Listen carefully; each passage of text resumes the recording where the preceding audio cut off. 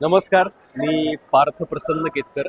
आत्ता नुकताच रणपती शिवराय स्वारी आग्रा हा चित्रपट मी पाहिला.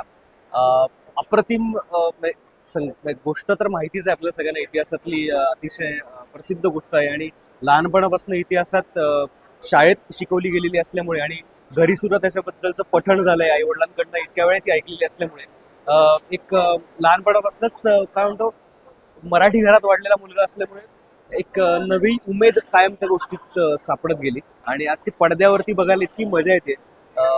या सिनेमाचे लेखक दिग्दर्शक दिग्पाल लांजेकर सर जे आहेत, त्यांनी या चित्रपटामध्ये काय म्हणतो रणनीती किंवा जे प्लॅनिंग केलं गेलं होतं, आग्रेत जाऊन म्हणजे औरंगजेबाच्या समोर काय म्हणतो शौर्याने उभं राहण्यापासून ते तिथनं निसटण्यापर्यंतचं जे प्लॅनिंग होतं ते इतक्या चांगल्या पद्धतीने दाखवलं आहे.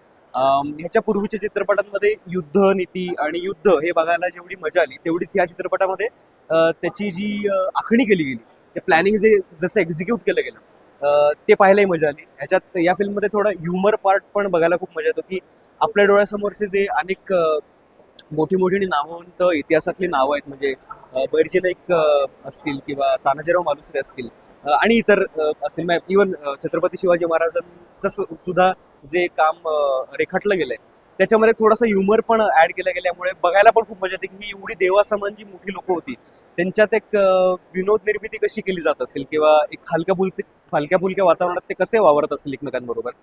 त्याच बरोबर आता मी थोडंसं काय म्हणतो, वेस्टर्न फिल्म मेकरचा एक रेफरन्स देतो. क्वेंटन टॉरंटिनो जो नावाचा फिल्म मेकर आहे, त्याला इतिहास ट्विक करायला खूप मजा येते. म्हणजे इतिहासात ज्या गोष्टी घडून गेल्या त्या जर का वेगळ्या पद्धतीने घडल्या असं, म्हणजे इनग्लोरियस बास्टर्ड नावाची त्याची फिल्म आहे, त्याच्यामध्ये हिटलरचा मृत्यू झाला असतं तर काय झालं असतं, किंवा त्याच्या अजून एक दोन once upon a time in Hollywood नावाची जी फिल्म आहे की त्याच्यामध्ये घडलेला इतिहास सोडून वेगळं काही झालं असतं, हे ज्या रंजक पद्धतीने दाखवले. तसंच ह्याच्यामध्ये औरंगजेबाचा जर का महाराजांच्या हाती मृत्यू झाला असता तर इतिहास किती वेगळा असला असता, हे एक थोडीशी काय म्हणतो आपलं एक आशीचं त्या दरम्यानचं किरण देऊन जातं आणि आपल्याला वाटतं की खरंच यार हे जर का घडलं असतं तर काय कमाल, काय वेगळाच इतिहास झाला असता.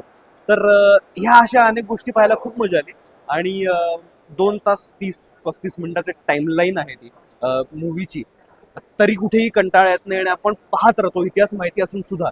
तर हे खरंच मेकर्सचं आणि सर्व कलाकारांचं कौतुक आणि वैशिष्ट्य आहे. एवढंच म्हणून आणि हा चित्रपटगृहात जाऊनच बघा. बीजीएम पासनं, प्रोडक्शन व्हॅल्यू पासनं, टेकिंग पासनं, सिनेमॅटोग्राफी कामं अप्रतिम आहे, उत्तम आहे. All the best.